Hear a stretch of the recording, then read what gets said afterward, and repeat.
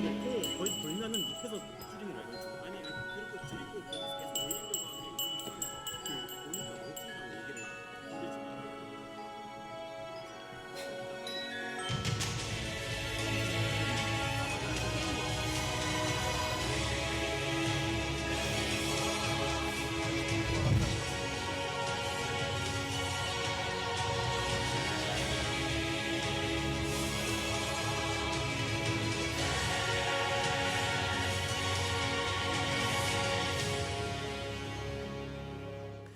허브공동체 예배에 오신 여러분, 예수님의 이름으로 환영하고 축복합니다.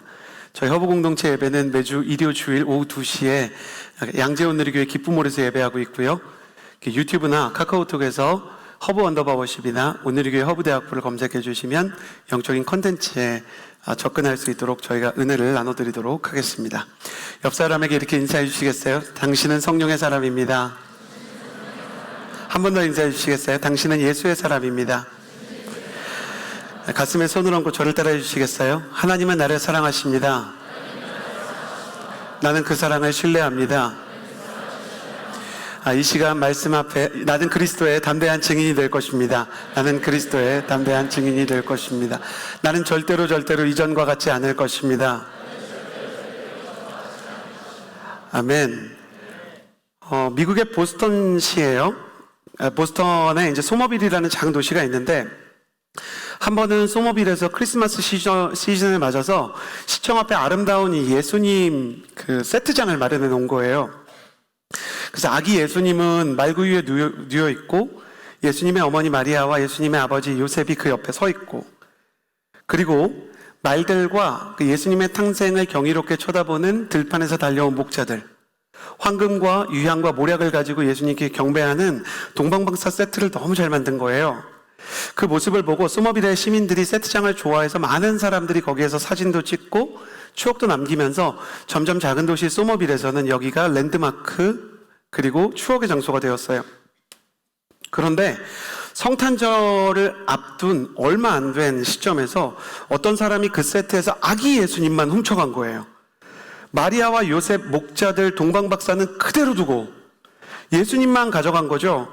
시에서는 성탄절을 앞두고 그 세트를 중심으로 성대하고 다채로운 기념 행사를 하려고 했는데, 성탄절을 불과 며칠 앞두고 예수님이 사라졌으니까 난리가 난 거예요. 당시 소모빌의 그 시청 앞 세트에는 CCTV도 설치되어 있지 않아서 도무지 찾을 방법이 없었고, 이에 당황한 시 당국이 신문과 방송을 통해 범인에게 인정에 호소하기 시작했어요. 제발 아기 예수님을 돌려주세요. 예수님께서 이곳에 계셔야 됩니다. 막 이런 거를 이제 간절하게 호소하기 시작한 거죠. 범인은 그게 재미가 있었는지 아니면 마음의 가책을 느꼈는지 아무도 모르는 시간대에 예수님을 원래 자리에 두어서요, 아직도 범인이 밝혀지지 않은 사건입니다. 그런데 이 사건이 소머빌과 주변의 보스턴에 영적인 메시지로 다가오기 시작했어요. 크리스천들이 생각할 때 우리가 미국에서 잃어버린 것이 아기 예수님의 모형뿐일까? 반성이 교회에서 나오기 시작했던 거죠. 사실 미국은 한동안 메리 크리스마스라고 인사하는 것도 신뢰라고 폄하되던 나라 중에 하나입니다. 여러분 놀랍지 않습니까?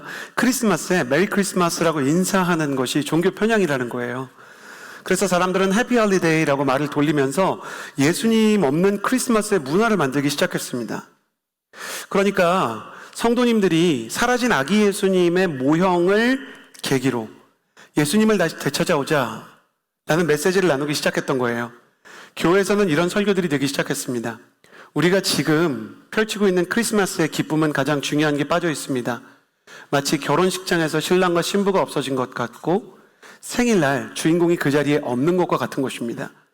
우리는 신랑과 신부가 없는데도 결혼식을 하면서 즐거워하고, 그리고 주인공이 없는 영화를 바라보는 사람들입니다 라고 얘기하면서 크리스마스의 진짜 주인공인 예수님이 다시 교회를 통해 세상 가운데 주인공으로 오실 수 있게 예수님을 돌아오게 하자라는 메시지가 도시에 펼쳐지기 시작했던 것입니다. 여러분에게 크리스마스는 어떤 의미를 가지고 있나요? 제가 이 설교를 준비하면서 아침에 제 딸 연희한테 물어봤더니 크리스마스는 너한테 뭐야? 그랬더니 선물이래요. 연인들에게 크리스마스는 어쩌면 이브부터 크리스마스까지 데이트를 의미하는 것일 수도 있겠습니다. 그러나 여러분이 잘 아시는 것처럼 크리스마스는 예수님의 생일입니다. 우리는 다시 세상 가운데 메리 크리스마스를 말할 수 있어야 하고, 예수님께서 다시 그 자리에, 주인공의 자리에 오실 수 있도록 우리의 마음과 생각을 모아 12월을 예수님께 집중하는 시간으로 드려야 할 것입니다. 사랑하는 여러분, 여러분의 크리스마스 올해는요, 그 중심에 예수님이 다시 계시기를 주님의 이름으로 축복합니다. 여러분이 이 12월을 보내면서요, 로맨스도 있고 선물도 있고 분위기도 있고 친구도 있고 가족도 있지만, 무엇보다 예수님에 대해서 더 잘 알고, 저희가 새로 만든 배너처럼 Surprised by Joy, 여러분이 기쁨에 놀라고 예수 그리스도의 복음의 메시지에 귀를 기울이는 거룩한 역사가 있게 되기를 예수님의 이름으로 축복하는 것입니다. 자, 12월 한 달 동안 예수님에 대한 메시지를 쭉 나누는 예수님 시리즈를 하려고 합니다. 오늘 이사야의 예언을 통해서 예수님께서 어떤 분이신지 다시 한번 그분이 우리의 마음 가운데 돌아오실 수 있게 예수님에 대한 세 가지 모습을 나누고자 합니다. 오늘 말씀 이사야서 9장 1절에서 2절까지의 말씀을 같이 읽겠습니다. 함께 읽겠습니다. 시작. 그러나 고통을 겪고 있는 사람들에게 어둠은 이제 사라졌다. 전에 그가 스불론 땅과 납달리 땅이 모욕을 당하도록 내버려 두셨지만 이후로는 바닷길과 요단강 저편의 땅과 이방 사람들에게 사는 갈릴리를 영광스럽게 하셨다. 예수님에 대해서 첫 번째로 나누고 싶은 메시지는 밤하늘에 비로소 빛나는 별처럼 이라는 메시지입니다. 가슴에 손을 얹고 저를 따라해 주시겠어요? 밤하늘에 비로소 빛나는 별처럼. 1절과 2절에서 이사야는 예수님에 대해서 예언하면서 어두움을 겪고 있는 지역들에 대해 말합니다. 필기하시는 분들이나 성경을 가지고 계시는 분은 1절과 2절에 어둠에 표시해 주시기를 바랍니다. 이사야가 살았던 주전 8세기에는요, 갈릴리 호수를 중심으로 하는 스불론 지역과 납달리 지역이 어둠과 수치의 땅이라고 불림을 받았던 시기였습니다. 그것은 당시 갈릴리 지방이 이스라엘을 기준으로 최북단의 영토였기 때문이에요. 국경과 너무 가까운 땅들은요, 역사적으로 항상 어려움을 겪습니다. 그래서 보통 한 나라의 수도는 바다나 땅에서 나라의 경계에서 비교적 먼 내륙 지방에 있는 경우들이 많이 있죠. 조선시대에도요, 최북단 영토는 압록강과 두만강 근처에 한평도와 평안도 그리고 의주였는데, 이런 한평도와 평안도 같은 곳은요, 여러분이 들어본 적 있는 거란과 여진족의 침입을 받아서 늘 어려움을 가지고 있었습니다. 조선에서 의주 지역에 살면서 한평도, 평안도에 살면서 거란과 여진에게 가족과 친척을 잃지 않은 사람이 없었다라고 기록될 정도로 외적에 대한 상처를 가지고 있는 도시가 이 조선의 북쪽 지역이었죠. 마찬가지로 이 이스라엘의 북쪽 지역이었던 스불론과 납달리 땅도요, 계속해서 아수르와 바벨론 같은 제국들과 땅이 인접해서 계속 수탈을 당했던 상처의 땅이었어요. 당시 이사야가 살았던 시절에 특히 아수르는 가장 잔인한 민족으로, 아수르가 하나의 성을 점령하고 승리를 거두면 그 성에서 군인들의 목을 베서 자기 창에 꿰어서 사람 머리를 들고 다닐 정도로 잔인한 민족이었기에 이스라엘 사람은 아수르가 북쪽 땅을 향해서 올 때마다 큰 공포를 느꼈던 것이죠. 그러니 성경은 스불론과 납달리, 그리고 스불론과 납달리 가운데 있는 호수인 이 갈릴리 지방을 어둠이라는 한 단어에 함축적으로 담아 두었습니다. 이뿐 아니라 성경은 가장 어려운 시기나 고통을 겪고 있는 사람들에 대해서 어둠이라는 표현을 쓰는데요, 성경이 왜 어둠이라는 표현을 쓰는가? 이 어둠과 같은 고난 속에 들어가면 예나 지금이나 겪게 되는 공통적인 고난의 모습이 있기 때문입니다. 고난엔, 이 어둠에는 세 가지 특징이 있는데, 첫 번째는 자기가 처한 현재가요, 해석이 되지를 않아요. 이게 지금 무슨 상황이지? 내가 저 사람의 저 말을 어떻게 받아들여야 되지? 내가 열심히 기도하는데도 불구하고 왜 이 질병이 나를 찾아왔지? 내가 겪고 있는 오늘의 아픔이요, 전혀 이해가 되지 않고 해석이 되지 않는 거예요. 두 번째는 마음이 느껴지질 않아요. 사람이 너무 힘들잖아요. 그러면 맛있다도 사라지고 멋있다도 사라진대요. 제가 이렇게 눈이 내려가지고 진짜 이번에 막 눈이 크게 한번 왔잖아요. 그러니까 이 목회자는 단톡방이 많지 않습니까? 단톡방에 많은 사람들이 글을 쓰는데, 크리스천들이 눈을 보고 느끼는 감정이 두 가지로 나눠지는 것을 보게 됐어요. 하나는 경탄이에요. 너무 아름답다. 밤이 됐는데도 세상에 우리 아파트 단지가 조명이 어두운데도 너무 밝아요. 하나님이 주신 눈이 이 빛을 반사하는 게 너무 신비로워요. 다른 하나는 저거 악마의 똥가루예요. 이렇게 얘기하고 운전하는데 죽을 뻔했어요. 막 이런 생각이 드는 거예요. 그러니까 점점 인생이 힘들고 어둠 속에 휩싸이면 마음이 어두워지는 게 있어요. 마음 속의 어두움은 내 기쁨도 슬픔도 희노애락도 점점 희미해져요. 그래서 여러분이 정신과에 만약에 우울증 때문에 상담을 받으러 가면 의사가 물어보는 질문 중에 하나가 뭔지 아세요? 혹시 요즘 당신의 감정이 희미해진다는 생각이 드냐는 거예요. 납달리와 스불론은 감정이 희미해지는 거예요. 노래를 불러야 될 때 노래가 나오지 않고 눈물도 다 말라서 눈물도 나오지 않는 거예요. 그들의 삶에는 희노애락이 점점 희미해지고 오직 아무것도 보이지 않는 칠흑 같은 어둠만 있는 상황이었어요. 상황은 읽히지 않고 마음이 느껴지지 않아요. 세 번째, 갈 길도 보이지 않는 거죠. 내일에 대한 소망이 없는 거예요. 내가 지금 내 현재의 이 고통도 감당이 안 되고 나의 오늘에 대해서도 아픔이 있는데 어떻게 내일을 향해 나아갈 수가 있냐는 거예요. 내 마음도 느껴지지 않는데 다른 사람들과의 관계를 어떻게 생각할 수 있냐는 거예요. 그래서 경제적으로 자산 가격이 너무 오르거나 그리고 청년들의 소득 수준이 낮아지면 어느 나라나 유례 없이 청년들이 가장 먼저 포기하는 것 중에 하나가 우리나라가 겪고 있는 결혼이에요. 미래를 약속하고 미래를 꿈꾸는 게 너무 힘든 시기인 거예요. 여러분 어떠세요? 이 어둠이라는 것이 정도의 차이는 있지만 여러분에게도 있을 때가 있지 않습니까? 나의 오늘이 해석이 안 돼서 하나님 내가 겪고 있는 일이 대체 무슨 일인지 알려주세요 라는 절박한 심정으로 교회를 나온 분이 계실 거고 또 우리 인생 가운데 희노애락이 희미해져서 오직 계절이 바뀌어도 눈이 오는 게 아름답다기보단 추워 죽겠다 더워 죽겠다 밖에 없고 내 인생 가운데 나아갈 길, 살아갈 길이 보이지 않아서 살 길도 갈 길도 보이지 않는 막막함 속에 눈물도 말라버린 어려움을 겪고 있지 않습니까? 2절의 말씀에 기록된 것처럼 이 어두움이 들이우기 시작하면 어떤 일이 일어나는가? 2절에 어둠 속에 걷던 백성은 죽음의 그림자가 들이운 땅에 산대요. 어둠은 죽음을 불러오고 이 죽음이란 단순히 육신의 죽음이나 혹은 어떤 사람의 고난만을 얘기하는 게 아니라 포기와 낙심과 절망의 안진뱅이와 같은 상태인 거예요. 내 마음이 죽었어요. 내 소망이 죽었어요. 사랑할 힘이 죽었어요. 결혼하고 싶지 않아요. 이것이 우리의 현실이 아닌가? 그런데 이곳에 주님께서 큰 빛을 비춰주신다라고 말씀하십니다. 예수님은 의도적으로 가장 큰 어둠이 있는 곳을 찾아가셨습니다. 그리고 그 어둠 속에 빛을 비춰주십니다. 2절에 나오는 어둠 속에서 떠오른 큰 빛은요, 마치 동방박사가 보았던 예수님의 탄생을 기념하는 별처럼 보입니다. 밤하늘에 비로소 빛나는 별처럼 예수님은 어둠 속에 갇힌 사람을 찾아오십니다. 그리고 예수님은 다윗의 동네인 베들레헴에서 태어나셨지만 가장 어린 시절과 그리고 많은 사역을 이 슬픔의 땅, 어둠의 땅, 갈릴리와 납달리에서 하기 시작했던 것입니다.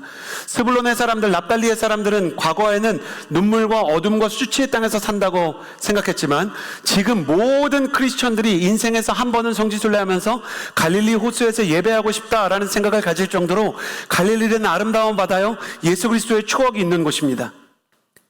갈릴리 별로 안 가고 싶은데 그래도 가고 싶게 되기를 예수님의 이름으로 축복합니다. 제가 몇 번 가봤는데요, 거기서 배 띄우고 예배 드리면 얼마나 은혜가 있는지 몰라요. 마음이 어두움에 휩싸인 분들을 위해서 한 번 더 선포합니다. 여러분이 갈릴리에 대해, 이스라엘에 대해, 예루살렘에 대해 직접 밟고 그곳에서 예수님의 마음을 더 느끼게 되는 역사가 있게 되기를 주님의 이름으로 축복합니다. 그 갈릴리, 아름다운 예수님과의 추억이 있는 그 자리, 그곳을 예수님께서 선택하신 이유가 그곳이 가장 어두웠기 때문이라는 거예요. 그리고 그 어두운 땅, 가장 멸시받는 땅, 여전히 로마 시대에도 이스라엘의 최북단 경계에 있는 그곳에서 예수님은 세상을 바꿀 12명의 사람을 부르셨습니다.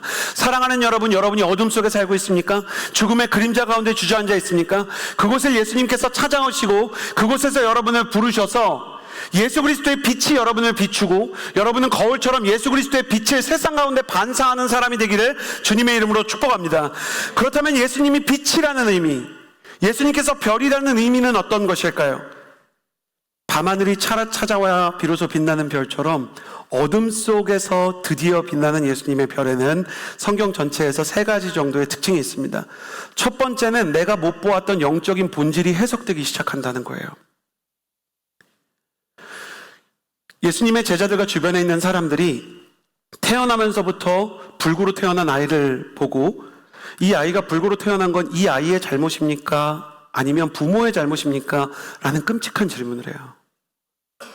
그러니 예수님께서 병자들을 고쳐주시면서 뭐라고 이야기하냐면, 이 아이가 아픔을 겪은 것은 절대 하나님의 뜻이 아니라 오히려 이 아이가 치유되면서 하나님의 영광을 드러내게 하려는 것이다 라고 이야기하죠. 닉 부이치치가 그의 인생에서는 실제 치유가 임하지 않았는데도 불구하고 팔다리가 없으신 분이시잖아요. 근데 그분이 NGO도 하고 강연도 하고 목사님이시기도 한데, 그분이 한 번은 설교를 하면서 넘어졌을 때는 어떻게 해야 되냐고 막 이렇게 개그하다가 전화기에다가 머리를 이렇게 박더니 팔다리가 없이 일어나는 장면을 통해 그냥 다시 일어나면 그만입니다 하는데, 닉 부이치치를 안으면서 그 미국에서 가장 미국과 호주에서 가장 문제아인 아이들도 다 눈물을 흘리면서 닉 나도 일어나 볼게요 이렇게 얘기하는 거예요.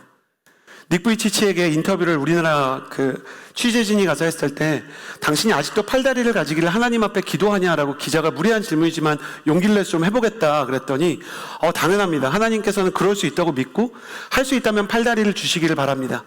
그러나 하나님께서 내 육신의 팔다리를 회복시키시기 전에 이미 하나님께서는 나에게 누구보다 큰 팔을 주셔서 세상을 끌어안을 수 있는 힘을 주셨고, 내가 부족하기 때문에 더 많은 사람에게 소망의 근거가 되게 하셨습니다 라고 고백하면서 심지어 세상을 향한 하나님의 포옹, 허그라는 책을 썼죠.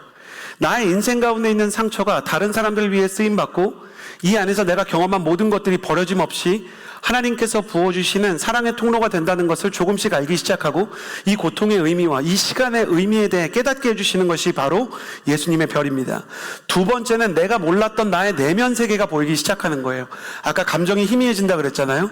예수님을 만나면 어떤 사람의 텐션이 막 올라가기 시작해요.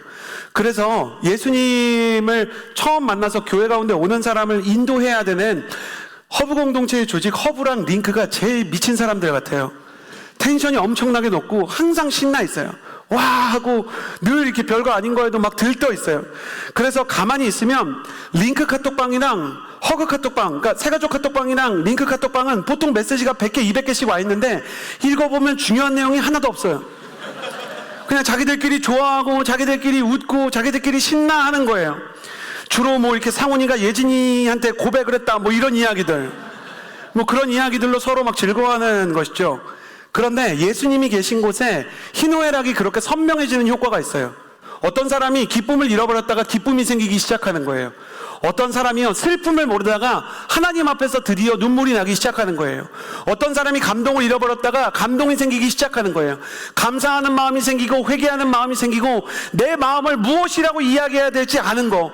영적으로 침체가 있을 때는 목사님 제가 왜 이러는지 모르겠어요, 내 마음 나도 모르겠다가 점점점 하나님의 마음이 무엇인지를 깨달아가는 그것이 바로 예수 그리스도의 빛입니다. 사랑하는 여러분, 예수님의 빛이 여러분에게 임해서 모든 우울과 공황이 떠나고 여러분의 기쁨과 여러분의 즐거움과 여러분의 모든 슬픔과 여러분이 가지고 있는 영적인 감동 하나의 색깔이 모두 다 회복되는 역사가 일어나게 되기를 예수님의 이름으로 축복합니다. 도대체 내가 무엇을 좋아하는지, 무엇에 감동하는지, 무엇에 내 영혼이 반응하는지, 내가 어떤 찬양을 할 때 좋은지 주님의 빛이 비춰질 줄을 믿습니다. 예수님의 세 번째 이 별이 임하게 되면 내가 가야 될 길이 조금씩 보이기 시작해요. 제자들은 스불론과 납달리 땅 갈릴리에서 태어나서 자기가 뭐를 해야 되는지 모르고 살아왔지만 이제 예수님을 만나니까 그들이 걸어가야 되는 길과 비전의 좌표가 보이기 시작하는 거예요. 자동차가 목적지를 향해 나아가기 위해서는, 특히 밤길 갈 때는 반드시 헤드라이트가 필요한 것처럼, 배가 항구에 안전하게 정착하기 위해서는 반드시 등대가 필요한 것처럼, 주님께서는 그분의 빛을 비춰서요 우리의 앞길과 비전을 깨닫게 해주십니다. 저는 여러분이 가장 어두운 시기에 용기 잃지 않고 비전을 붙잡고 하나님 나는 어떻게 쓰임받아야 하나요? 그 질문에 답을 얻게 되기를 예수님의 이름으로 축복합니다. 12월이 되면 정말 마음이 아픈 메일들, 메시지들이 많이 와요. 목사님, 제가 이번에 또 시험에 떨어졌어요. 제가 이번에 또 취업이 마음대로 안 됐어요. 그런데 제가 보면서 막 울다가 어떤 때는 너무 하나님 죄송합니다, 하나님이 야속한 거예요. 왜냐면 제가 생각할 때 그 친구 진짜 좋은 친구거든요. 몇 번이나 시험에 떨어지고 몇 번이나 도전했는데 안 되는 친구. 그런데 제가 볼 땐 너무 하나님이 쓰시고 사랑하시는 그 친구에 대해서 너무 낙심이 될 때 제가 하는 일은요, 과거에 제가 경험했던 청년 목회자로서의 영적인 추억의 일기장을 들춰봅니다. 저는 주로 은혜가 있을 때 이렇게 메모장에 적는 습관이 있는데, 기도를 정말 부탁하고 결혼에 대해서나 취업에 대해서나 그 진학에 대해서 잘 되지 않았던 친구들이 끝내 하나님께 인도를 받아서 늦게 시작했지만 남들보다 빠르게 그 일을 배워가고 남들보다 빠르게 그 자리를 잡아가는 장면을 제가 다시 한번 상기하게 되는 거예요. 하나님께서 어떤 사람이 늦게 출발하게 하실 수 있어요. 그런데 늦게 출발한 그 사람이라도요, 목적지까지 완주하게 하시는 것은 분명하더라고요. 그러니까 여러분의 인생 가운데 남들과의 경주에서 뒤처지는 것을 낙심하지 말고 하나님께서 완주하게 하시고 세임 주실 것을 믿으면서 여러분의 비전을 포기하지 않는 사람이 되기를 예수님의 이름으로 축복합니다. 사랑하는 여러분, 어둠 속에 갇혀 있다고 느끼십니까? 예수님께서는 인생의 밤에 당신을 찾아오십니다. 이 얘기를 들으면서도 아니 내가 이렇게 지쳐 있는데, 내가 이렇게 부족한데 뭘 할 수 있단 말인가 라는 생각이 들 수 있을 거예요. 어쩌면 아무리 이런 메시지를 들어도 당신이 하나님의 인도하심을 받지 못한다고 생각할 수 있습니다. 그런데 제가 이야기를 하나 해드릴게요. 저는 크리스마스 블레싱 시즌이 되면 저희 아이들을 그 라운딩을 같이 가거든요. 허브 공동체는 거의 20여 개의 그 교회를 나가기 때문에 목회자들이 한 교회에 다 있을 수가 없고, 여러분이 아시는 것처럼 저희가 막 돌아다니면서 라운딩 하잖아요. 그러면 아들이랑 딸을 데려가고 아들이랑 딸은 그거를 굉장히 자랑스럽게 생각하고 좋아해요. 왜냐면 애들이 와서 진심으로 기도를 잘 못해도 삼촌 이모 위해서 기도해주면 대부분 용기를 얻고 막 응원이 되니까 나의 이 부족한 기도를 하나님께서 위로의 도구로 쓰신다는 거에 대해서 되게 큰 감동이 있고, 그리고 MC들을 보는데 재밌기도 하고 기도할 때 되게 뜨겁고 막 이러니까 너무 멋있어 보이는 거예요. 저는 아이들한테 예수 믿는 삼촌 이모가 어떤 사람들인지 보여주기 위해서 데려가는 거죠. 제 의도가 잘 먹혀서 제 아이들은 꼭 허브에서 와서 섬기겠다는 꿈을 가지고 있고요. 제 아들의 꿈은 대표 MC가 되는 것입니다. 허브에 가서 꼭 대표 MC가 되겠다. 김범석은 이현준의 꿈인 거예요. 그런데 이 아이들이 마음에는 원이로도 육신이 약한 거예요. 차만 타면 피곤해서 잠드는 거죠. 같이 기도하면서 가자. 그래도 기도 못해요. 대화 못해요. 그러면 얘들이 잠들고 그렇게 연약한데 다음 교회 못 갑니까? 가요. 운전은 아버지가 하기 때문에 그런 거예요. 하나님과 함께 걷는 인생은 내가 길을 만드는 게 아니라 하나님께서 이끄시는 길에 내가 탑승해서 가는 겁니다. 내가 해야 되는 역할이 있죠. 연준이가 기도하고 삼촌이모 막 이렇게 격려해야 되는 것처럼 내가 해야 되는 게 있는데, 내가 한계 상황에 부딪혀 있을 때는 하나님께서 나를 인도해 주시는 거예요. 제가 연준이를 보니까 진짜 우리 같더라고요. 연준이는 전라도가 어딘지 경상도가 어딘지 전혀 몰라요. 근데 내리고 믿습니다. 여기는 전라도 광주구나. 믿어요. 그리고 믿기 때문에 이해하지 못하는 그것을 경험합니다. 그리고 아버지와 함께 동행하는 거예요. 여러분의 인생 가운데 모든 것이 이해되지 않을 수 있습니다. 여러분이 그 길을 어떻게 다 알겠습니까? 여러분이 아버지가 인도하시는 운전의 그 기술과 그 길의 원리를 어떻게 다 알겠습니까? 그러나 주님께서는 어둠 가운데 있는 우리를 밤길 가운데 태우셔서 함께 다음 목적지로 인도해 주시고 동행해 주신다는 것입니다. 어떻게 하나님께서 내 인생을 인도하신다는 것을 믿을 수 있나요? 제가 알려드릴게요. 여러분이 만약 은혜 안에서 하나님의 말씀을 듣고 하나님과 교제하고 있다면 하나님과 한 차를 타고 있는 것이 분명합니다. 제 아들이 오늘 이 메시지를 준비하는데 저한테 그런 말 하더라고요. 아빠의 목소리가 잠결에 들리는 동안에는 내가 아빠랑 차를 같이 타고 있는 거다. 여러분의 인생 가운데 아무것도 보이지 않아도 잠결에라도 아버지의 음성이 들린다면 주께서 여러분의 인생을 인도하신다는 것을 신뢰할 수 있게 되기를 예수님의 이름으로 축복합니다. 이어서 3절에서 5절까지의 말씀을 같이 읽겠습니다. 시작. 주께서 이 백성을 번성케 하셨고 기쁨을 키워주셨습니다. 사람들이 추수할 때 기뻐하고 전리품을 나눌 때 즐거워하듯이 그들이 주 앞에서 기뻐합니다. 그들을 짓누르던 멍에와 어깨를 내리치던 회초리와 압제자의 몽둥이를 미디안을 꺾으시던 날처럼 주께서 부숴버리셨기 때문입니다. 쿵쿵거리며 짓밟았던 모든 군화와 피범벅이 된 모든 군목이 땔감으로 불에 타 사라졌기 때문입니다. 두 번째 나누고 싶은 메시지는 손수건을 들고 다니는 신사처럼입니다. 가슴에 손을 얹고 저를 따라해 주시겠어요? 손수건을 들고 다니는 신사처럼. 오늘 말씀에서 성경은 계속해서 기쁨에 대해서 말하거든요. 그 3절 말씀에 보면 기쁨이라는 단어가 3번이나 나오고 즐거움까지 하면 4번이에요. 근데 어떤 기쁨과 즐거움이냐면 사람을 짓누르던 멍에 어깨를 내리치던 회초리, 압제자의 몽둥이와 사람을 괴롭게 하는 모든 것에서 해방시키는 즐거움이에요. 억압이라는 표현이 나오는데, 억압은 사람이 다른 사람을 대하는 태도를 지칭하는 단어 중에 하나로 사람을 누르고 부당하게 대하는 것을 말합니다. 출애굽 시대 이스라엘 민족은 문명사적으로 정말 거룩하다는 건 다른 곳과 다르다는 거죠. 거룩함은 특별하게 다른, 단 하나의 다른, 약간 이런 뜻이 있어요. 정말 유일한 민족이라고 할 수 있을 거예요. 그 당시 고대 근동을 비롯한 모든 우리나라의 고조선도 마찬가지고 인도 문명도 중국 문명도요, 신분 제도를 가지고 있었는데 구약의 이스라엘은 신분이 없는 유일한 국가였어요. 이건 진짜 중요합니다. 고대의 모든 국가에게 신화와 경전 있잖아요. 여러분이 잘 아는 인도의 브라만 제도, 카스트 제도와 같은 이 신분 제도 같은 건 아직도 사라지지 않아서 그 가장 밑에는 주민등록증에도 등록이 안 되는 불가축 천민 같은 게 있죠. 모든 신화는 신분제를 옹호하기 위해서 존재해요. 그런데 성경은 너희가 모두 형제고 너희는 서로를 존귀히 대해야 한다. 하나님은 사람이 사람을 함부로 대하는 것을 너무너무 싫어하세요. 그것이 바로 예수님의 모습이에요.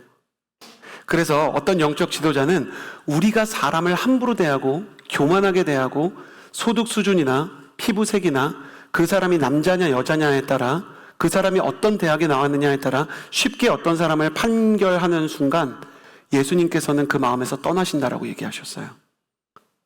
어떤 사람이 예수님을 믿는데도 예수님이 하나도 안 느껴지고 성경을 많이 알고 기독교 세계관에 충만하고 어떤 사람이 영적으로 아울리치나 봉사의 경험이 진짜 많은데도 예수님이 하나도 안 느껴지는 경우가 있죠. 사람한테 무례할 때 그렇습니다. 왜 우리가 거기서 예수님을 못 느끼느냐? 예수님이 그런 분이 아니라는 거예요. 갑질 논란, 인종차별의 문제, 곳곳에서 들려오는 사회 구석에 있는 마이너리티 리포트들, 이런 이슈들 중에 영적인 분별이 필요한 주제들이 있지만 분명한 건 사람이 사람을 함부로 대하는 것은 하나님께서 싫어하시는 문화라는 겁니다. 그래서 여러분에게 몇 번 말씀드렸지만 교회에서 들어올 때 안내데스크에 있는 분이나 간사님이나 초소에 있는 분이나 주차 인도하시는 그런 분들, 커피숍에 계시는 분, 두란노 서점에 계시는 분에게 최대한 정중하게 인사하십시오. 그것을 통해 오히려 성인 성도님들도 아유 청년들도 저렇게 하는데 우리도 그렇게 해야지 라는 정중한 문화를 만들어 가야 되는 것입니다. 여러분, 제가 결혼정보회사에서 이런 남자 절대 만나지 마세요라고 실장이 그 몇만 명의 구독자를 보유하고 있는 실장이 그렇게 이렇게 영상 남긴 걸 봤거든요. 이거는 안 볼 수가 없어요. 목회자로서. 동종업계 동종 소비자를 관리하는 사람으로서 이 사람은 예수님 안전하지만 청년들을 대상으로만 일하시는 분 아니에요. 그러니까 이 미혼 남녀한테 이분이 진심으로 말하는 거예요. 내가 결혼정보회사에서 실장으로 20년 일하는 동안 이런 남자 만나지 마세요를 꼭 말하고 싶었대. 그걸 어떻게 안 봅니까? 그래서 보는데 예수님을 안 믿는데 정말 중요한 얘기를 하더라고요. 어떤 남자가 아랫사람이나 종업원이나 발레 파킹하는 좀 쉽게 대해도 되는 사람을 어떻게 대하는지는 잘 보래요. 사람의 본성은 힘이 있을 때 드러나고 긴장감 없이 대해도 되는 사람을 대할 때 나타난다는 거예요. 학부모가 교사를 어떻게 대하는지를 볼 때 그 학부모의 인성이 드러나요? 아니요, 신앙까지 드러나죠. 청년이 식당에서 종업원을 부를 때, 아르바이트생을 대할 때도요, 그 사람이 어떻게 사람을 존중하는지를 볼 수 있는 겁니다. 여러분, 아직도 이런 착각이 있다면 버리셨으면 좋겠어요. 손님은 왕 아닙니다. 손님이 왕이 아니라 예수 그리스도께서 왕이신 줄을 믿습니다. 상품을 권하는 이 막 카드회사, 신용회사 전화를 제가 받은 적이 있어요. 그러니까 스팸으로 안 온 거는 제가 가지고 있는 신용카드, 제가 신청한 신용카드 회사에서 전화가 왔기 때문에 제가 그냥 받은 거예요. 아니요. 제가 걸었어요. 뭐 이렇게 에러가 있어가지고 제가 전화를 걸었는데 상담원이랑 전화하다 보면 여러분 그런 거 아시죠? 내가 해결해야 되는 이슈는 해결이 됐는데 이분이 전화를 안 끊고 갑자기 그러시는 거예요. 근데요, 고객님, 이번에 새로 나온 저희 이벤트가 있어서 그러는데, 그러면서 그쪽에서 나온 이 카드 관련 어떤 상품을 소개하는 거죠.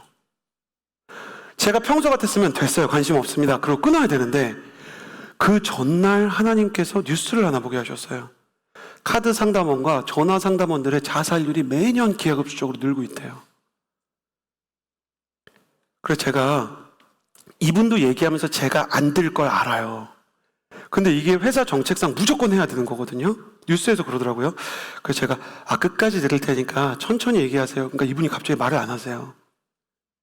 제가 그 상품 안 될 수도 있는데 괜찮으니까 천천히 말하세요. 어제 뉴스 보니까 이거 해야 되는 거라고 그러더라고요. 하세요. 제가 들을게요. 그랬는데 이분이 울기 시작하는 거예요. 얼마나 힘들었으면.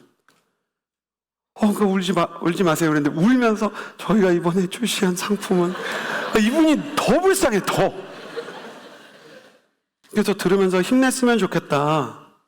정말 이렇게 당신이 하는 일을 통해서 많은 사람이 도움을 받는다는 걸 알았으면 좋겠다. 그러니까 이분이 한 번도 들어본 적 없는 정서가 실린 목소리로. 원래 카드 상담원들은 사랑한다고 해도 안 믿어지잖아요. 사랑합니다, 고객님. 안 믿어지잖아요. 원래 간호사 선생님들이 아프다 그러면 그거 진심이 안 느껴지잖아요. 아파요? 따끔. 안 느껴지잖아요. 근데 이분이 고객님 정말 감사합니다. 근데 제가 마음이 너무 울컥한 거예요. 여러분, 사람들이 왜 힘들까요? 압제가 많아서 그래요. 예수님의 메시지는 뭘까요? 왜 세상에 예수님이 필요할까요? 사람을 예수님과 같은 방식으로 대해야 하기 때문에 우리에게는 정말 예수님이 필요하고 세상에도 예수님의 사랑이 필요한 것입니다. C.S. 루이스는 우리 옆에 있는 이웃이 신과 같이 존귀한 사람이라는 경외심을 가지고 대해야 된다 그랬어요. 왜냐면 나 하나님의 아들이고 하나님의 창조물이니까요. 영광의 무게라는 책에서 그는 이웃을 신성시하는 것만이 예수 그리스도가 사람을 대하는 방식이라고 얘기한 거예요. 우리는 사람을 도구화하는 세상 속에서 사람을 신성화하는 크리스천으로 살아야 합니다. 제가 정말 좋아하는 영화 중에 인턴이라는 영화가 있는데 주인공 벤은 부사장으로 일하다가 은퇴를 하게 돼요. 근데 나이가 많이 들어서 거의 60대 노인이에요. 공허함이 느껴져요. 일을 하고 싶어요. 그래서 스타트업에서 이미 돈은 많이 벌었지만 돈은 이렇게 평생 쓸 만큼 있지만 일을 하고 싶어서 스타트업에 인턴으로 지원을 해요. 근데 스타트업이니까 인터넷도 할 줄 알아야 되고 기술도 알아야 되는데 몰라서 막 적응하지 못해서 저 사람이 무슨 도움이 될까?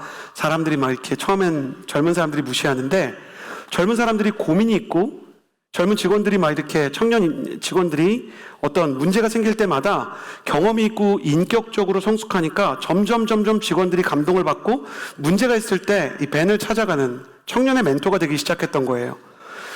벤을 청년들이 너무 좋아해서 그 집에 갔더니 막 손수건이 엄청 많은 거예요.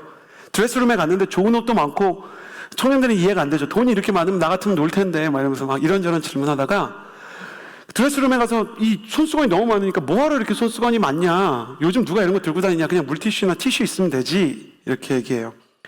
그러니까 벤이 그거에 대해서 이렇게 대답합니다. 손수건을 갖고 다니는 가장 좋은 이유는 빌려주기 위해서입니다. 그리고 영화의 클라이막스에 그 의미가 명확해지죠. 벤이 취업한 스타트업의 사장 줄스는 제가 이 영화를 본 이유기도 한데 일단 앤 해서웨이가 나와요. 늘 당당해 보이고 열정적이어 보였지만 사실 가족들과의 관계가 망가져 있고 이 영화의 어떤 그 위기 단계에서 잘난 줄스한테 열등감을 느끼던 남편이 자기보다 못해 보이는 여자랑 바람이 난 사실을 알게 돼요. 회사에서는 탁월한 리더처럼 보였지만 이사들은 더 많은 수익을 위해서 너가 여기를 창업했지만 넌 이제 그냥 주주로 물러나고 다른 전문 CEO를 고용하라는 압박을 받고 있죠. 일도 관계도 풀리지 않는 줄스가 내가 어떻게 이 상황을 해결해야 될지 모르겠어요. 그러면서 영화에서 유일하게 폭발하면서 감정을 토하면서 울기 시작합니다. 그때 벤이 청년들에게 말했던 손수건을 꺼내서 줄스한테 줘요. 모든 게 너의 잘못이 아니야. 남편이 아무리 너 때문에 열등감을 느꼈다 하더라도 스스로를 자책할 필요 없어. 그건 너 잘못이 아니야. 너한테 문제는 내가 리더십의 경험을 돌아볼 때 스스로에게 너그러워지지 못한 거지. 그러면서 그 영화가 미국에서 어마어마한 그 신드롬을 일으키고요. 잠깐이었지만 그 시즌에 청년들 사이에서 손수건을 들고 다니는 게 미국에서 유행이었어요. 뭘 얘기하는 거냐면 사람이 사람을 존귀하게 대하는 것이 너무 없어서 위로받을 것이 없는 이 청년들이 오히려 누군가를 위로함으로 세상에 위로가 있게 하고 싶다라는 크리스천 문화를 가지고 손수건을 상징처럼 들고 다녔던 거죠. 언제나 손수건을 들고 다니는 신사처럼 예수님의 손에도 늘 손수건이 들려져 있습니다. 가는 곳마다 예수님은 눈물을 닦아주시고 가는 곳마다 슬퍼하는 자가 있으면 함께 울면서 그들의 인생 가운데 언제나 자신의 은혜와 사랑과 섬김으로 그들의 눈물을 닦아주는 손수건을 허락해 주셨죠. 손수건을 들고 다니는 신사 예수님처럼 우리 역시 손수건을 들고 다녀야 할 것입니다. 세상을 향해 억압받고 압제당하고 존귀하게 대하지 못하는 사람들을 향해 사랑을 나누고 어디서나 작은 사람을 만나도 사랑할 수 있는 마음을 가져야 되는 것입니다. 요즘 허브는요, 제가 볼 때 손수건 공장입니다. 크리스마스 블레싱 준비를 하면서 보이지 않는 손수건 막 재봉질을 하는 겁니다.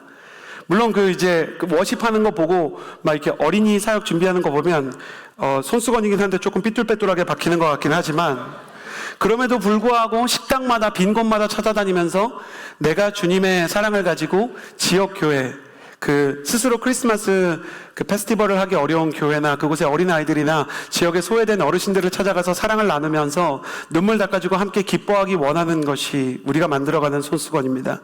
사랑하는 여러분, 가능하면 크리스마스 블레싱 가십시오. 그리고 여러분의 손에 주어진 은혜와 사랑과 섬김의 손수건으로 많은 사람들의 눈물을 닦아주십시오. 저는 여러분의 마음에 보이지 않는 손수건이 있게 되기를 예수님의 이름으로 축복합니다. 그 손수건을 가지고 세상의 눈물을 닦아주는 하나님의 사람으로 쓰임받게 되기를 축복합니다. 예수님께서는 이렇게 밤하늘에 빛나는 별처럼 찾아와 어둠 가운데 있는 사람들에게 빛을 비추시고 손수건을 들고 다니는 신사처럼 누군가의 눈물을 닦아주십니다. 마지막으로 나누고 싶은 메시지 6절에서 7절의 말씀입니다. 같이 한번 읽어보겠습니다. 시작. 한 아이가 우리를 위해 태어났다. 우리가 한 아들을 얻었다. 그의 어깨에는 주권이 있고 그의 이름은 기묘자, 모사, 전능하신 하나님, 영원하신 아버지. 그분의 넘치는 주권과 평화는 다윗의 보좌와 그의 왕국 위에 끝없이 펼쳐질 것이다. 지금부터 영원히 공평과 정의로 그것을 견고히 세우실 것이다. 만군의 여호와의 열정이 이것을 이룰 것이다. 아멘. 마지막으로 나누고 싶은 메시지는 가슴에 손을 얹고 저를 따라해 주시겠어요? 아기로 태어나신 예수님처럼. 하나님께서 예수님에 대한 모든 약속을 이사야한테 주십니다. 이때는 기원전 722년 전후이기 때문에 예수님이 태어나시기 거의 280년 정도 전 시기거든요. 그런데 280년 전에 이사야를 통해서 하나님께서 이 약속을 죄송합니다. 제가 거꾸로 말했군요. 예수님 태어나기 전 700년 전의 이야기거든요. 죄송합니다. 제가 역사를 잘못했어요. 722년, 기원전 722년이니까요. 그때쯤인데 700년 전부터 이 약속을 만군의 여호와의 열정, 모든 걸 걸고 지키겠다라고 얘기하십니다. 그리고 이 계획은 완전하고 내가 보낸 예수 그리스도는 너무 위대해서 성경을 보면 기묘자요, 모사요, 전능하신 하나님이요, 영원하신 아버지요, 평화의 왕이라고 부릅니다. 예수님은 전능하신 하나님이며 영원하신 아버지의 그 본체이시며 기묘자랑 모사라고 나오는데 원어로는 세상에 속하지 않은 존재다라는 뜻이에요. 그러니까 완벽한 존재가 이 모든 걸 해결할 것이다. 이 눈물과 이 압제와 사람들이 겪고 있는 어둠과 고통을 몰아내줄 것이다. 그런데 그 약속에 비하면 예수님이 오시는 장면은 초라합니다. 일단 한 아기가 우리에게서 났다라는 거죠. 그렇게 얘기하면 좋잖아요. 백마를 타고 왕처럼 진격해 올 것이다. 하나님께서 그를 보내시는데 장군으로 황제로 보내실 것이다가 아니라 한 아기입니다. 그리고 실제로 예수님이 태어나신 장면도 그렇죠. 초라하기 짝이 없습니다. 방 하나가 없어서 말구 위에서 태어나서 땅값 제일 싼 위험한 동네 납달리아 스불론 갈릴리 지역에서 살아가셨던 예수님. 심지어 아기 예수님은 자기 힘으로 할 수 있는 게 아무것도 없어서 배고프면 울고 예수님이 울면 마리아와 요셉이 먹을 걸 가져다 줘야 되는 그런 부족한 모습으로 오셨죠. 왜 아기 예수님은 이런 모습으로 오셨는가? 여기서 연약하기 짝이 없는 흔들리는 아기 예수님과 영원하고 완벽한 하나님의 열정 사이에 역설적인 진리를 보게 됩니다. 영적인 세계에서 하나님의 열심으로 대비되는 가장 위대한 일은 아기 예수님으로 대비되는 가장 사소한 일에서부터 시작되는 것입니다. 여러분 저를 따라해 보시겠어요? 하나님에게 가장 위대한 일은 가장 사소한 곳에서부터 시작된다. 그래요. 이스라엘이라는 민족은 아이 하나 낳지 못하는 할아버지 아브라함으로부터 시작됐어요. 하나님의 약속의 땅으로 가는 여정에서요, 이스라엘 백성이 홍해라는 거대한 장애물을 만났을 때 60만 명이 홍해 앞에 있었지만 그 가운데 믿음을 가진 사람은 모세 한 명이었어요. 예수님께서는 복음도 씨앗에 비유했는데 복음이 심길 때는 보이지도 않는 거예요. 그 자리에 뭐가 날지 사람의 눈으로 확인이 안 돼요. 그래서 하용조 목사님은 믿음에 대해서요, 임신으로 비유를 하셨어요. 남편과 아내가 사랑해서 여자가 임신을 하게 되는 것과 믿음이 비슷하다는 거예요. 아내가 임신을 한 그날, 저도 경험이 있어서 아는데 아내는 그날 자기가 임신한 거 몰랐어요. 시간이 지나면서 그 생명이 점점 자라나는 거죠. 그래서 씨앗이 심겨서 보이지 않는 것처럼, 아이가 생겨서 느껴지지 않는 것처럼, 어쩌면 엄마와 아빠에게서는 인생에서 가장 큰 변화하고 가장 큰 축복일 수도 있는데 그걸 못 느끼는 것처럼 믿음의 시작은 그렇게 느껴지지 않을 수 있어요. 여러분, 여러분이 데려온 남자친구랑 여자친구가 이곳에 되게 많고, 아니요, 정확히 얘기하면 여러분 위로합니다. 끌려온 남자친구와 여자친구, 말씀을 들으면서 예배를 다니면서 믿음이 전혀 안 생기는 것처럼 보일 수가 있어요. 근데 어떤 자매한테 이번 주에 문자 메시지를 받았는데, 니네 목사님 말 진짜 재밌게 한다 이랬다는 거예요. 그래서 제가 얼마나 기도했는지 몰라. 이번 주는 평소보다 조금 더 재밌게 해주십시오. 기도. 야, 하나님이 있다는 전제하에 생각해보면, 너가 예수님 믿는 게 진짜라고 생각해보면, 야, 이건 진짜 믿을 만한 말이다, 이런 얘기를 하면서 자기가 우습게 보는 게 아니라 자기가 경험이 없어서 못 받아들이지만 자기 좋은 시간 보냈다고 얘기했다는 거예요. 그게 믿음이 없는 것 같지만 믿음이 점점 열리고 생기는 거예요. 아기가 태어나야 하나님의 열심이 이루어지는 것처럼 사소한 것을 소중히 여길 수 있어야 됩니다. 옆 사람에게 이렇게 인사해 주시겠어요? 당신에게는 위대한 일이 일어나고 있습니다. 한 번 더 옆 사람에게 이렇게 인사해 주시겠어요? 작은 것을 사소하게 여기지 마십시오. 그래요.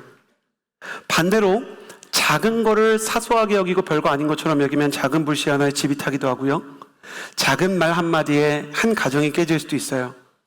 그러니 우리는 작은 것을 소중히 하고 작은 잘못도 한 번씩 돌아보면서 이 불길이 꺼지도록 하나님 앞에 나아가야 되는 거죠. 하나님이 하시는 일을요, 한 단어로 정의하면 방향성이에요. 하나님은 어떤 방향으로 계속해서 일을 하세요. 하나님은 꾸준히 지치지 않고 하시는 겁니다. 그러므로 여러분, 사소한 좋은 것을 사소히 여기지 않고 계속해서 해나갈 수 있게 되기를 예수님의 이름으로 축복합니다. 사소한 나쁜 것을 사소하게 여기지 않고 끊어낼 수 있게 되기를 예수님의 이름으로 축복합니다. 사랑하는 여러분, 알고 계시나요? 우리가 모두 천국에 가면 우리가 이루고 우리가 만든 숲을 만나게 될 겁니다. 우리로 인해서 생긴 포레스트, 그 아름다운 숲이 천국에 펼쳐져 있을 거예요. 무슨 얘기인가? 여러분, 다람쥐 아세요? 산골짜기의 다람쥐, 아기 다람쥐. 너무 좋아합니다, 제가. 다람쥐가 천연기념물만 아니었다면 제 집에서 키웠을 거예요. 다람쥐 너무 귀여운데 그 중에서도 제일 귀여운 게 그거예요. 그 자기 몸집에 두세 배 되는 걸 이렇게 볼에다가 넣고 다니잖아요. 그냥 귀여운 욕심. 그거 막 이렇게 달고 다니는 거. 그리고 이렇게 볼 누르려고 그러면 막 물으려고 하고 막 그런 거 너무너무 귀여운 거예요. 근데 얘가 얼마나 욕심이 많고 얼마나 부지런한지 자기 몸에 두 배, 세 배 넣고 다니다가 다 하루에 못 먹으니까 땅속이나 나무구멍이나 바위 틈새에 씨앗을 숨겨놓는데요. 근데 볼은 그렇게 큰데 머리는 좀 작아서 뇌의 용량이 작아서 자기가 어디 숨겼는지를 까먹는다는 거예요. 근데 이 다람쥐가 잊어버린 씨앗을 통해서 놀라운 일이 일어나는데, 그 씨앗이 땅에 심겨서 나무가 자라고 숲의 재생과 확장에 다람쥐가 잊어버린 씨앗이 굉장한 기여를 하는 논문이 여러 편 발표가 됐어요. 그래서 생태학자들이 다람쥐에 대해 그는 무심한 숲의 정원사와 같다라고 평을 합니다. 다람쥐가 많이 사는 곳마다 울창한 나무와 숲이 생겨나고요, 산불이 났어도 다람쥐가 많이 살아남아 있으면 평소 다른 숲이 자라는 것보다 3배 이상 숲의 복구가 빠르다는 거예요. 저는 너무 작고 사소해서 우리가 잊어버린 하나님을 향한 섬김이나 사랑의 씨앗이나 우리가 하나님을 위해서 흘렸던 중보기도의 그 도토리들이요, 우리는 까먹었어도 숲이 되는 것을 나중에 볼 거라고 생각해요. 어떤 사람이 천국에 갔어요. 근데 하나님을 만난 거를 간증하는데 하나님께서 환상 가운데 천국에 갔을 때 숲을 보여주셨대요. 착하고 충성된 종아, 너 때문에 이렇게 많은 생명의 숲과 많은 열매가 맺혔다. 자기가 기억이 하나도 안 나더래요. 그러고 봤는데 자기가 잊어버렸던 중보기도, 자기가 막 망했던 아울리치, 자기가 진짜 하기 싫은데 웃으면서 섬겼던 순장의 모든 평생의 섬김을 주님이 일일이 다 기억하시더래요.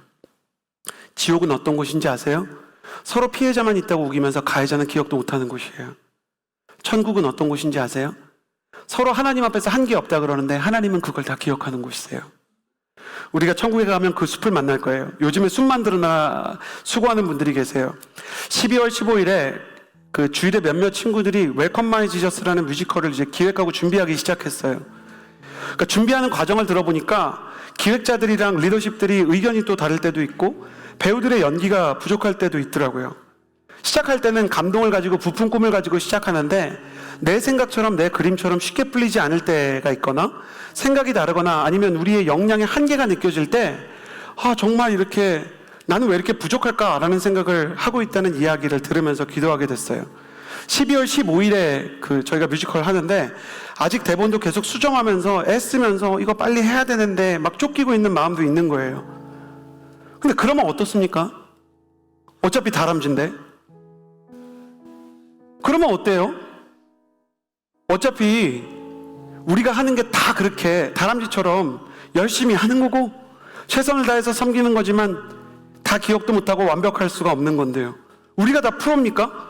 아니 우리 중에 뭐 최민식 씨나 김혜수 씨가 있다 그러면 뮤지컬이 그분들이 나오는 것만으로도 은혜가 되겠죠. 마리아가 김혜수 씨고 만약에 요셉이 최민식 씨야, 듣기만 해도 은혜가 된다. 그런데 우리가 부족하다 그래서 하나님께서 안 쓰시거나 아무 일도 안 일어나겠습니까? 아니에요. 하나님께서는 결과에 관심이 없어요. 전 진심인데 저는 여러분이 크리스마스 블레싱 때 잘하냐 못하냐 별로 관심이 없습니다.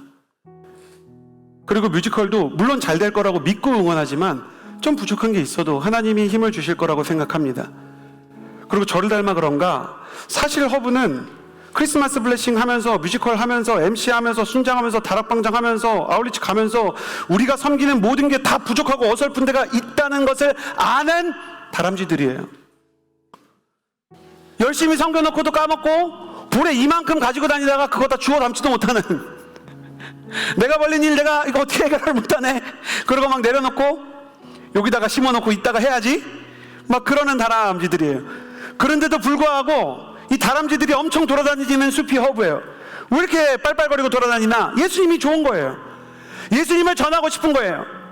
마음은 원인으로 돼 육신이 약하고 재능이 없어서 힘들 때가 있지만 그래도 하고 싶은 거예요. 뮤지컬 도토리예요. 크리스마스 블레싱 사과씨예요.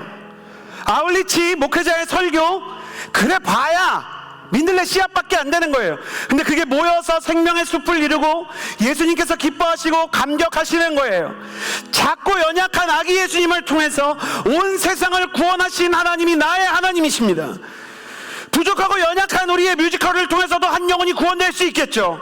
내가 믿는 예수님은 어린 나이에 도시락 하나를 받아서 5,000명을 먹이신 예수님이니까 어린아이 도시락 같은 크리스마스 블레싱 어린이 사역 어른 사역 통해서 얼마나 많은 사람들을 향한 계획을 가지고 계시겠습니까? 그러므로 우리는 크리스마스 블레싱을 들어서 용감하게 한 영혼을 향해 나아갈 수 있는 거예요. 사소합니다.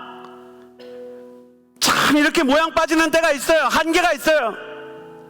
내가 아무리 열심히 섬겨봐야 세상 못 따라간다는 생각 듭니다. 나보다 더 위대한 노아가 살았던 네피림 거인들의 세상에서 날 보면 나만큼 한심하고 부족한 사람이 없는데 어쩐지 난 그렇게 부족하게 도토리를 물고 이리로 저리로 옮겨도 내가 경험하는 것은 하나님이 그 도토리를 사랑하시고 기뻐하시는 거예요. 하나님을 섬기고 싶은 마음이 있다면 해보세요. 물론 섬기다가 상처받은 사람들도 많이 있는 거 알아요. 물론 여러분이 무언가를 시도하다가 넘어져 본 사람 때문에 실망해 본 경험이 있는 것도 알아요. 근데 목사님 왜 다시 섬겨야 됩니까? 섬길 사람 없습니까? 아니에요. 아시잖아요. 뭐 하는 사람 많아요. 여러분이 안 해도 괜찮아요. 근데 여러분을 위해서요. 왜 그게 나를 위한 일인가? 여러분이 예수님께 쓰임받고 싶잖아요. 여러분이 예수님과 함께 나아가고 싶잖아요. 상처를 입고 다시 일어나서요, 뮤지컬도 해보고 찬양팀도 해보고 조명팀도 해보고 음향팀도 해보고 MC나 순장 교회가 부를 때 해보고 중계팀도 해보고 이 선물 포장도 해보고 할머니 앞에서 트로트도 불러보고, 제가 들어봤더니 정말 저게 무슨 노래지 막 이런 노래도 있었지만 어린이 앞에서 이렇게 이야기를 하는데, 와, 어린이가 알아들을 수 없는 수준의 고등한 설교를 해서 어린아이들한테 오늘 말씀을 통해서 뭘 배웠어? 그랬더니 무슨 말인지 모르겠는데 되게 열심히 준비했구나 이런 생각이 들었어요. 그래도 괜찮아요. 애들도 그 정성을 봐줍니다. 그러니까 기회가 있을 때 후회하지 말고 하나님을 위해서 도토리를 한번 심어보세요. 당신은 지금도 숲을 만드는 중입니다. 옆 사람한테 이렇게 인사해 주시겠어요? 예수님을 섬기는 일에 조금만 용기를 내세요. 예수님과 함께 가는 길에 작은 도토리라도 심어봅시다. 그렇게 아기 예수님처럼 작은 곳에서부터 위대한 역사를 이루는 저와 여러분이 되었으면 좋겠습니다. 예수님을 기억하면서 예수님의 탄생에 대한 이야기를 했지만 매월 첫째 주에는 성찬이 있기에 동시에 예수 그리스도의 가장 큰 사랑이 담긴 마지막 순간 성찬에 대해 나누기를 원합니다. 이 시간을 통해 가장 사소한 순간에도 포기하지 않고 다시 일어날 힘을 주시는 주님의 떡과 나의 부족함과 연약함에도 불구하고 나를 용서하시는 예수님의 보혈을 경험하는 귀한 은혜가 있게 되기를 예수님의 이름으로 축복합니다. 함께 사도신경함으로 우리의 모든 신앙 고백을 드리면서요, 성찬에 참여하도록 하겠습니다. 고백하겠습니다. 나는 전능하신 아버지 하나님 천지의 창조주를 믿습니다. 나는 그의 유일하신 아들 우리 주 예수 그리스도를 믿습니다. 그는 성령으로 잉태되어 동정녀 마리아에게 나시고 본디오 빌라도에게 고난을 받아 십자가에 못 박혀 죽으시고 장사된 지 사흘 만에 죽은 자 가운데서 다시 살아나셨으며 하늘에 오르시어 전능하신 아버지 하나님 우편에 앉아 계시다가 거기로부터 살아있는 자와 죽은 자를 심판하러 오십니다. 나는 성령을 믿으며 거룩한 공교회와 성도의 교제와 죄를 용서받는 것과 몸의 부활과 영생을 믿습니다. 아멘.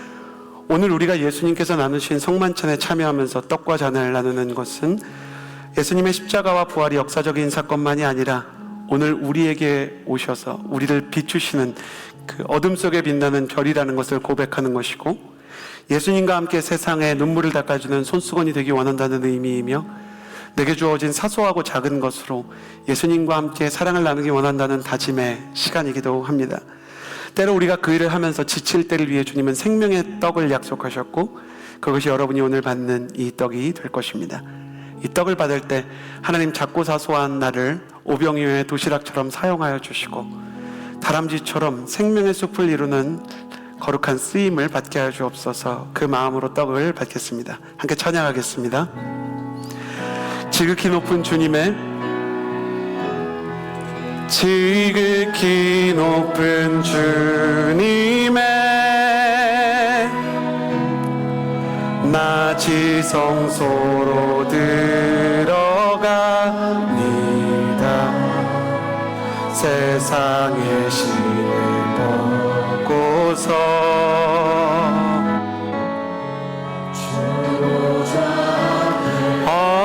엎드리리.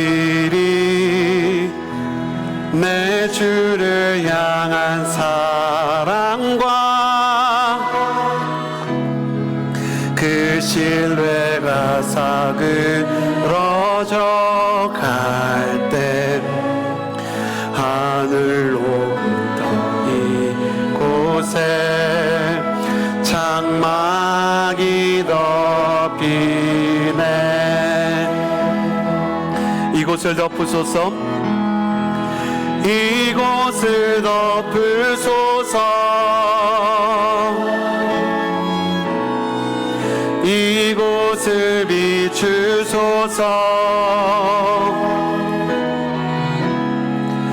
내 안에 무너졌던 모든 소망 다 회복하리니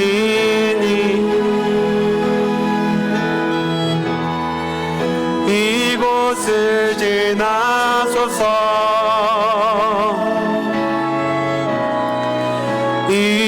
옷을 만지소서. 내 안에 죽어가는 모든 예배 다 살아나리라. 여러분, 이 시간에 이 떡을 붙잡고 기도할 때 하나님 아버지, 내가 하는 모든 일이 얼마나 사소한지요, 내가 가진 모든 생각이 얼마나 그 수준이 낮은지요, 지혜를 원하지만 어리석고, 탁월함을 원하지만 연약하고, 선함을 원하지만 악한 나의 영혼을 볼 때 내 마음이 흔들리고 하나님께 죄송한 마음입니다.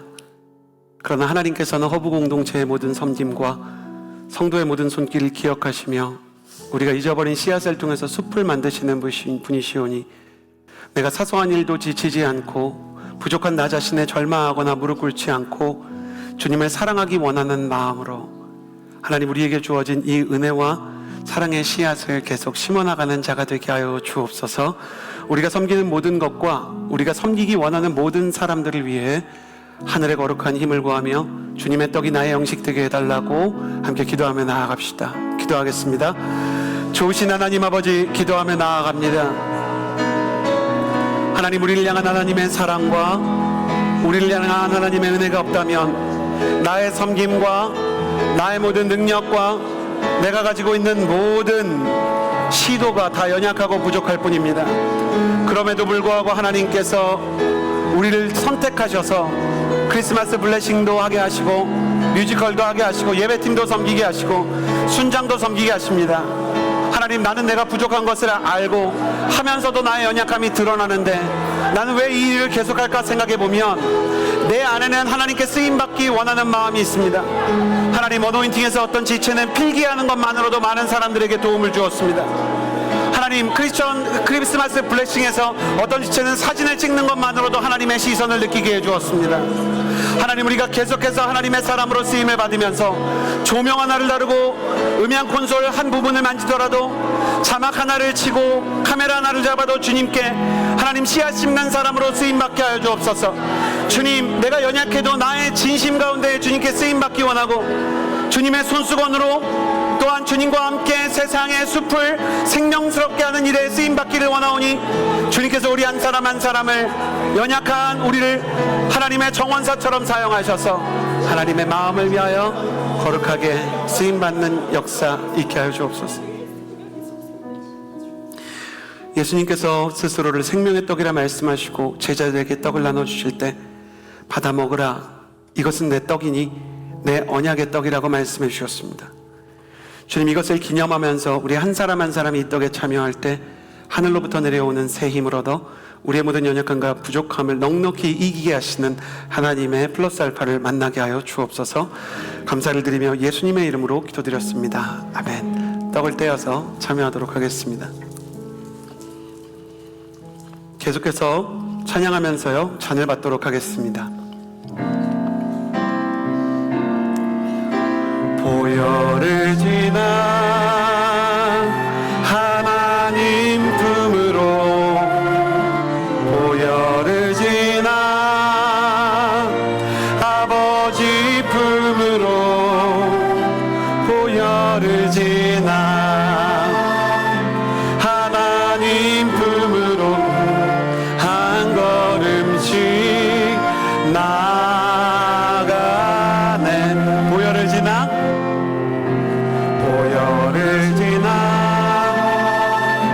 하나님 품으로, 보혈을 지나 아버지 품으로, 보혈을 지나 하나님 품으로 한 걸음씩 나아가.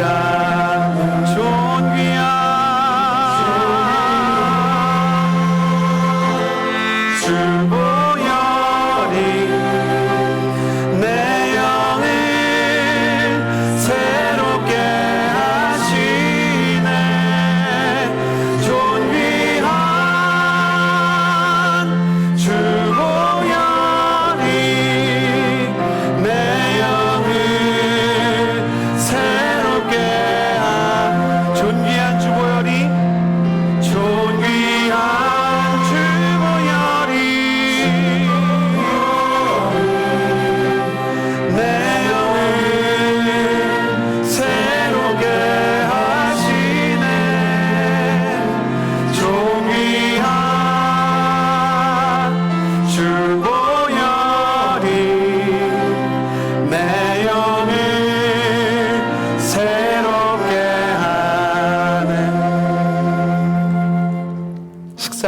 예수님께서 잔을 들고 이렇게 말씀하셨는데, 이 잔은 내 피로 세운 새 언약이니 이 예를 행해 마실 때마다 나를 기념하라.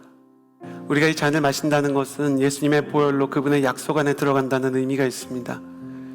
이 약속은 예수 그리스도께서 우리의 모든 연약함과 죄를 사해 주신다는 언약이며, 이사야를 기준으로 말하면 네가 어둠 속에 있을 때 내가 빛을 비춰주고 네가 울고 있을 때 내가 나의 손수건을 너에게 주며 너의 사소한 일도 아기 예수님처럼 위대하게 써주시겠다는 약속입니다.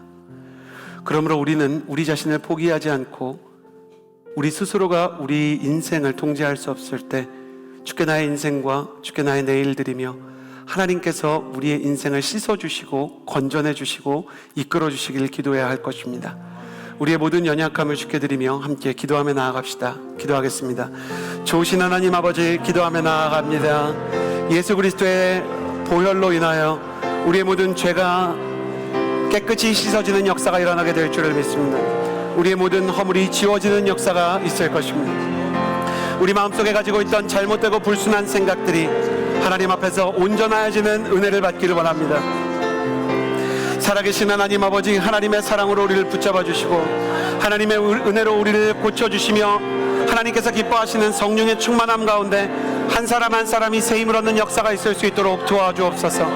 하늘의 은혜와 하늘의 사랑과 하나님 아버지께서 우리를 위해서 예비하신 그 은혜와 은사에 대해 마음이 열릴 수 있도록 도와주옵소서. 존귀한 주님의 보혈이 내 영혼을 새롭게 한다고 노래하였습니다. 존귀한 주님의 보혈이 내 온 힘을 새롭게 하신다고 하나님 우리가 고백했습니다. 하나님 아버지, 붙들어 주시고 새롭게 해주시며 하나님께서 하나님의 은혜와 사랑으로 우리를 위하여 예비하시고 만져주시는 성령의 충만을 경험하고 주와 함께 한 걸음씩 나아가는 예수 그리스도의 거룩한 역사, 그 사랑을 경험할 수 있게 주님, 우리 가운데 새 마음과 새 영을 불어넣어 주시고 우리의 인생을 주관하여 주옵소서. 주님, 우리가 주님의 잔에 참여할 때 어둠을 비추시는 별과 같은 예수 그리스도를 만나고 눈물을 닦아주시는 손수건 같은 예수님을 만나게 하시고 어린아이처럼 작지만 사소한 곳에서 만군의 여호와의 열심을 이루시는 하나님을 만나게 하여 주옵소서. 감사를 드리며 예수님의 이름으로 기도드렸습니다. 아멘. 우리 잔을 마시도록 하겠습니다. 마지막으로 함께 일어나서 기도하며 나아갈 때 주님, 예수님처럼 어두운 밤 아래 살고 있는 그 절망의 그늘 가운데 있는 사람들에게 작은 빛이라도 비추게 하여 주옵소서. 내가 가진 작은 도시락으로, 내가 가진 작은 예수님의 이 어린아이 아기와 같은 예수님에 대한 믿음으로 하나님 아버지, 정말 세상을 구원하시는 하나님의 열심을 보여줄 수 있는 사람 되게 하시고, 하나님, 예수님께서 많은 사람들의 눈물을 닦아주시고 압제당한 사람들을 위로하셨던 것처럼 주님의 손수건으로 세상을 눈물을 닦아주는 사랑의 통로 되게 하여 주옵소서. 두 손을 하늘로 향하여 들고 사랑과 복음의 통로로 나를 사용하여 달라고 기도할 때 주여 한번 부르짖고 간절히 기도하겠습니다. 주여!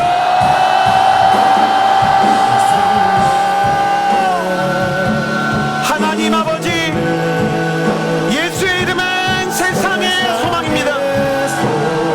예수의 이름, 예수의 복음은 우리 한 사람 한 사람을 살리고 세우고 변화시키는 하나님의 능력입니다. 내가 오직 예수 그리스도의 이름을 전합니다. 내가 말과 사람의 지혜로 하지 아니하고 오직 하나님의 말씀으로, 오직 예수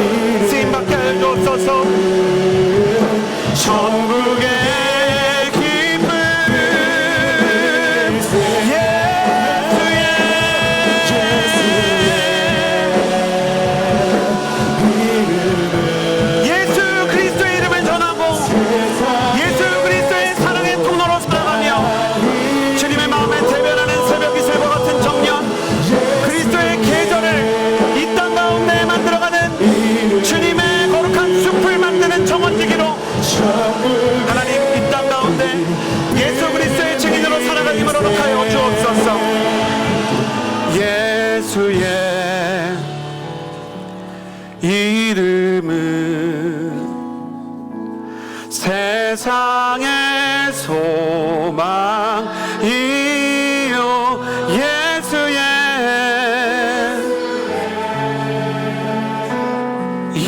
이름은 천국의 기쁨일세.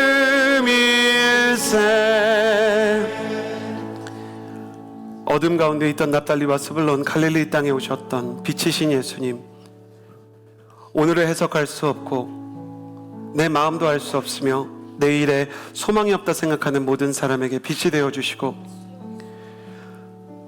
신사가 들고 다니는 손수건처럼 압제와 고통에 눌린 사람들의 눈물을 닦아주신 예수님, 나도 예수님을 닮아 사람들의 눈물을 닦아주며 세상에 회복과 치유와 구원의 소식을 전달하는 사람 되게 하여 주옵소서. 또한 예수 그리스도와 함께 크리스마스 블레싱 뮤지컬 여러 섬김으로 하나님 앞에 예배하며 나아가는 섬기는 헌신자들과 예배하며 주님의 이름을 높이는 예배자들 가운데 작은 것이라도 힘주셔서 주님께 쓰임받고 하나님과 동행하는 은혜가 있을 수 있게 주님 그들의 발걸음과 손길 가장 작은 지혜와 말과 노래도 사용하여 주옵소서. 가장 사소한 자리에서 위대한 일을 행하시고 위대하신 예수 그리스도조차 아기로 주신 주님을 신뢰합니다. 작은 일을 위대하게 들어쓰시는 주님을 믿으며 나를 포기하지 않고 죽게 드리게 하여 주옵소서. 이제는 우리 구주 예수 그리스도의 은혜와 하나님의 사랑과 성령의 교통하심이 이 자리에서 주님께 쓰임받기를 원하며 예수님을 바라보며 나아가는 어둠 속에서 빛 되신 예수님을 보고 손수건처럼 위로를 전해주시는 예수님과 함께 나아가길 원하며 아기와 같이 작은 곳에서 위대한 일을 이루시는 하나님의 열심을 믿는 모든 이들에게 이제로부터 영원토록 함께해 주시기를 간절히 축원하옵나이다. 아멘.